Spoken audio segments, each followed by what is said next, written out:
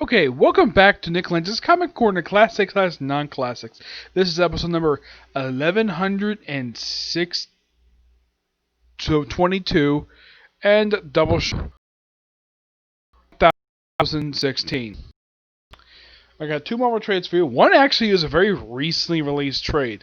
This is X-Men by Jonathan Hickman, Volume 1, collecting the first 6 issues of X-Men Volume 5. Here's the interesting thing about... There's some things about this book. Okay, first of which, the first issue was under the Marvel Legacy dual numbering thing, and it was categorized as issue number 640. Yes, for some reason, this book has the continuing numbering of Uncanny X-Men for some reason. I don't know why, but that's basically what it is. Now, Hickman is the writer of this, with these following artists on the book. Now, the book has 3 artists on it. The first 4 issues is Lenny Francis Yu, who was an artist who worked with Jonathan Hickman on the Avengers book. We also have R.B. Silva, who does the incoming issues special in here, and issue 5. 6 is done by Matteo Berfragi. The cover art is done by Lenny Francis Yu and Sunny Gahu. I think I pronounced his last name. Yes. Now, first of which, now you're probably thinking, okay, if this is part of the Jonathan Hickman initiative, why am I not reviewing the trade that collects House of X and Powers of X? There's a very good reason why I'm not reviewing it. It's not because I want to read it. I've read it before. It's actually really good. The problem is, the trade itself is $50. I am not paying that much for it. This trade was much more reasonably priced to get than that book was. This was $17.99. This is pretty reasonable for this book. And this is basically the flagship title for the X-Men franchise. This book, along with New Mutants, Cable, Wolverine, Excalibur. Fallen Angels was an ongoing series but got canceled. It's actually the only book I've been canceled. I'll discuss more about that when I do my open topics video. This input is simply supposed to be like what the main flag. This is what like a lot of the story stuff happens in. They do reference what happens in the other books, like happened in X-Force. The first 3 issues is focused on the Summers family. Now, under the Jonathan Hickman initiative, the X-Men relocated. They're not in New York anymore. They're not in California. Where are they at? They're at the island of Crota. Yes, the very same island that the second wave of X-Men had to go to rescue the original X-Men. Yeah, it's now been transformed into an island country. Yep, and they got communication with various different places across the planet. They're recognized by several small countries. There's still some bigotry, but one thing I at least got praised the fact for Hickman, I think a lot of people really, this has probably been a criticism I've had. I don't know if any people have had this criticism. But it's like when Mark Guggenheim was on the book, the bigotry was turned up way too high. To the point where, yeah, this is completely unnecessary. Hickman must have overheard the criticism. Yeah, it's like he listened to almost everybody. It's like he listened to a bunch of audience reactions to stupid ideas that Marvel have for the X-Men franchise. So, okay, we turn down the bigotry, have it minorly here in a lot of the books, which is fine. Now, as for the lineup for this book, the lineup of this book is quite interesting. You have Cyclops, who's in a costume that's based upon his Bendis look, but with different color scheme, and it doesn't have the big red X on it. We have Jean Grey, who is wearing her classic Chris Claremont suit. Why in the world she's back wearing this suit, I have no idea. Actually, no, this is not from his one. This is actually from the original classic era before Chris Claremont to go over the book. Why she's back this costume and not back to the costume she was wearing prior to this? No idea. Havoc is still wearing the costume he's worn for years, so not much problem there. Christopher Summers is here. Yes, Cyclops' father. He's here because of reasons. We also have Rachel Gray. Yep. Well, Rachel Summers, mind you. Yes, she's still Cyclops' daughter. We have Wolverine here, but he's not a big part of this book. And yes, Wolverine is back wearing the ugly yellow and brown costume. Why in the world he's back wearing this costume, I have no idea. He doesn't do very much in this book at all. It's like he's just there and this is my personal why Hickman had to put in the book. There are two reasons. One, it was probably editorial mandate he had featured in this book, and two, marketing. If Wolverine's the book, the book will probably sell really well. Now, okay. Now, we also have. Now, you probably think, okay, who is the guy standing? Who is this guy right here? This young guy with the white streak in his hair. That, believe it or not, is Cable. They were thinking, wait, that can't be Cable. He's usually big, bulky, got silver hair, like a scar over his eye, big guns. Yeah, there is an explanation why this guy is here. This character is not the Rob Liefeld character. Oh no, not that character. That character got killed off in the first issue of Extermination, though he did come back later on in the Cable book. This is a young version of Cable Ed Bronson had introduced, and this guy became the leader of the X-Force team in the previous volume, X-Force, also done by Ed Bronson. By the way, the new book is not done by him at all. It's actually done by Jonathan Hickman. Yeah, he does new book.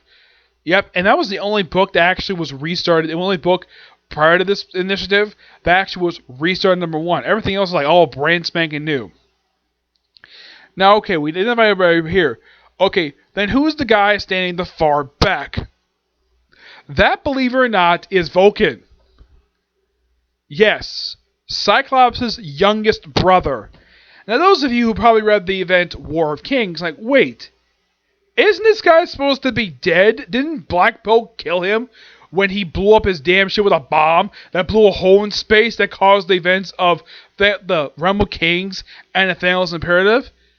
That's true, but Hickman pretty much was like the first thing he did when he took over the X-Books. It's like all the X-Men who died over the years, well, I think with exceptions of villains, all got resurrected. Every single person got resurrected who died over the years, all been resurrected. Gabe had been dead since 2008. He had been dead for 11 years. And I'm thinking, wait, Gabe, why are you like 10 years younger? Yeah, there's no explanation for that. Also, where's your smoking hot wife, Deathbird? Yeah, she's nowhere in here at all. Yep, and you won't believe where Cyclops lives. Does he live anywhere in Crota? Nope. He lives in the blue area of the moon. Yes, the area of the moon that was formerly the home of Watu the Watcher and the Inhumans. I am not kidding about that. That's indeed true. Also, okay, if he's there, then where the heck is Nick Fury? Yes, the original one. He's clearly there. Why he's not featured in this book is there's been no explanation for that. Yes, and I will get to a criticism. My mild criticism comes to is apparently maybe 3 or 4 writers bother to remember that he's on the freaking moon. Here, these following writers actually remember that he's on the moon. We have Jason Aaron remembers it. He remembered in pages of Unworthy Thor. Mark Waid remembers it. So does Dan Slott. Does any other writer bother to basically go there and check and see about Nick Fury? Nope. As a matter of fact, Nick Fury's, as you know, he's freaking here. Yep. Also, I thought this was really... Now, here's the thing with Hickman that's nothing unusual. The font, I should talk about the font. This is not the usual X-Men font that's usually associated with the X-Men titles. This is completely a Jonathan Hickman original. He's known for doing stuff like this for a lot of his books. He did this for Fantastic Four, he did this for Avengers as well. So he must figure, okay, I'm going to use stuff that I've used before and basically put it here. Also, these books basically are notorious for having like a lot of text pages. Yes, like stuff like this. Yeah. Hickman would do this, and he did this also for Avengers as well. Yeah, so he would do this for like a lot of the issues.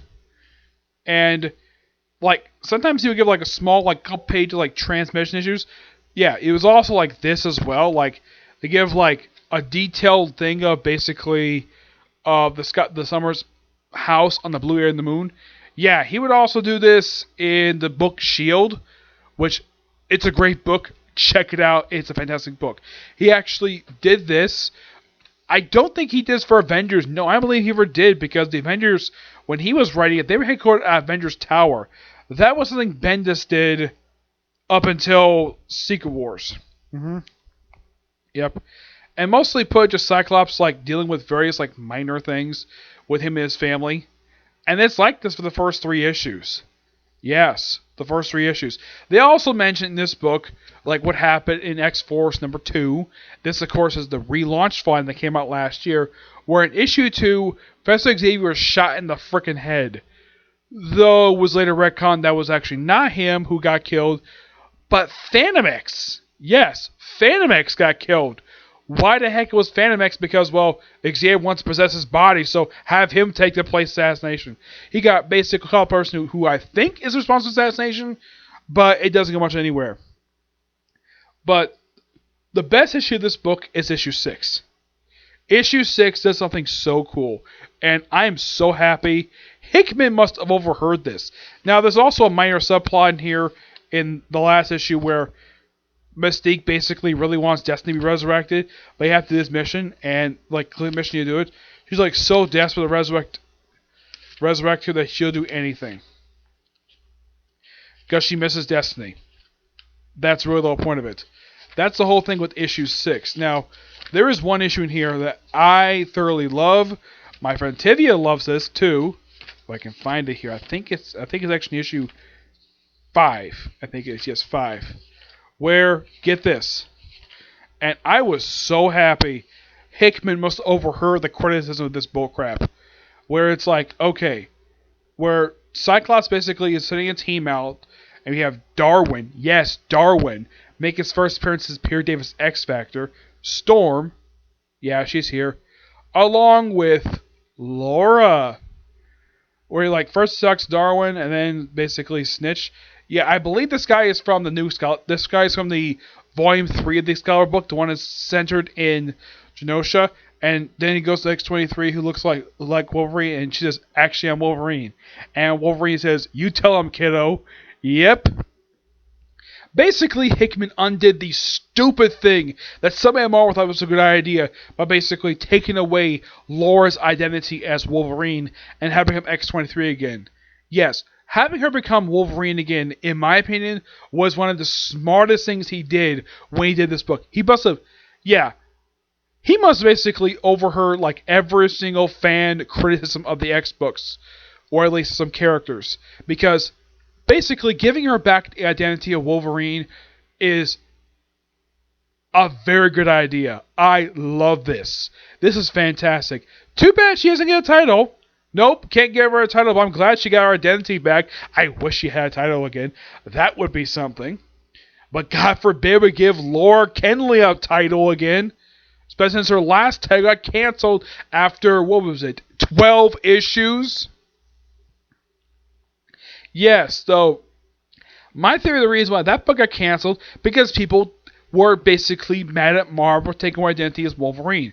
Hickman must have overheard that criticism, and like, yeah, I'm making her Wolverine again because I'm in charge of the X books and I say so. You cannot tell me no. Yeah. Yeah. That's the thing when it comes to Hickman. It's like anything that people don't like about the X books that's happened in the past 8 years, it's like, let's undo that. Let's fix what people don't like, get rid of stuff we don't like, and put back the stuff in we do like Laura becoming Wolverine again. That was a fantastic move on the part of Hickman to do. Magneto's in the book, and he's still wearing the white suit look. Yes, this particular look was actually a leftover costume from Bendis' run in the X-Books.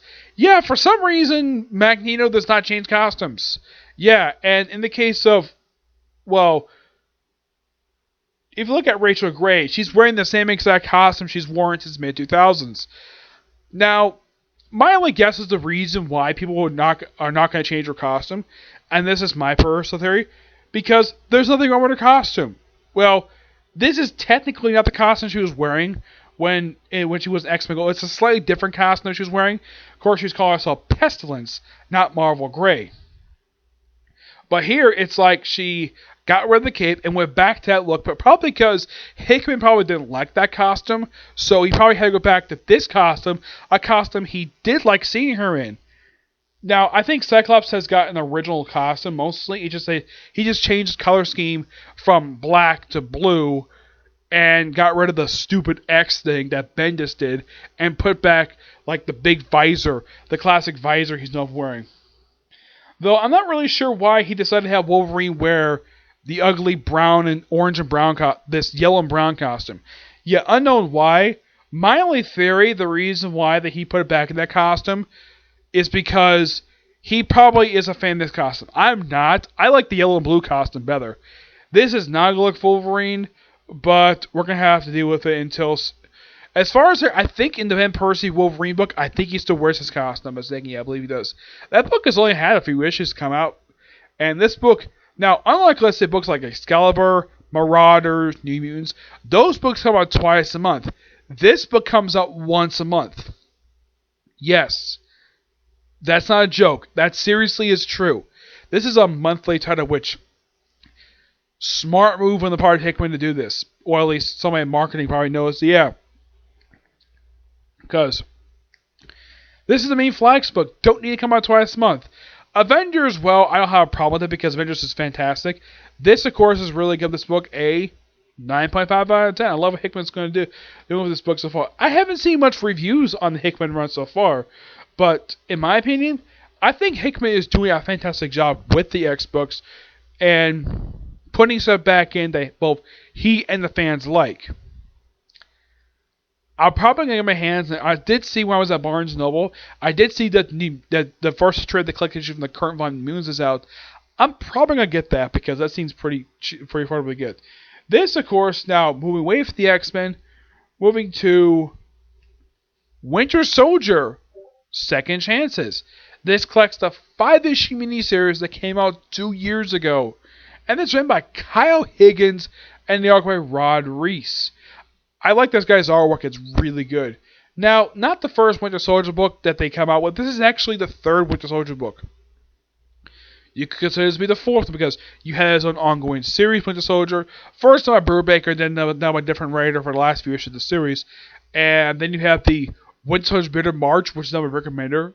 Very good series. Highly recommend that. That book highly ties into Rick Remender's run.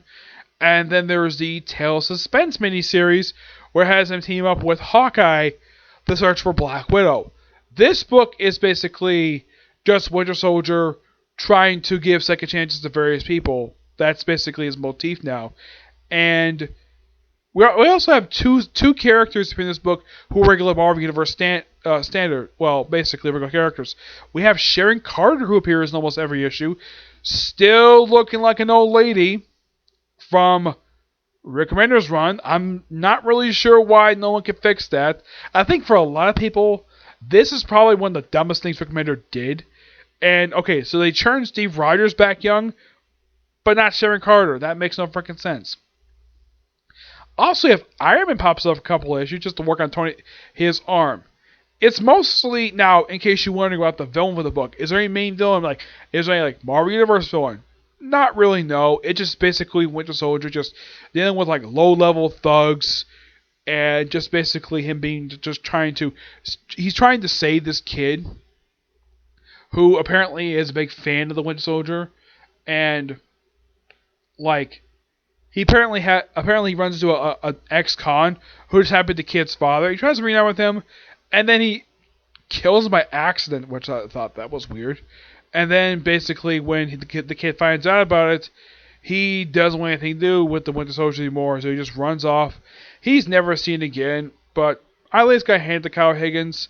He at least wrote Winter Soldier to be a very interesting character to read. I was surprised he actually wrote this book because when you think of Kyle Higgins, what do people think of when you think of Kyle Higgins? People think of Nightwing, his brief run for Deathstroke, Mighty Morphin Power Rangers.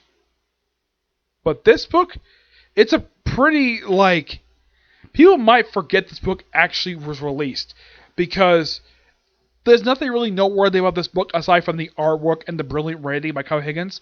Aside from that, there's not much else to it. Yeah, and this is the art by Rod Reese, which I believe he's also an artist for Captain America. Yeah, here he is drawing the Winter Soldier, which I got handed this artist. This is really good. I love this artwork. I kind of wish we had more.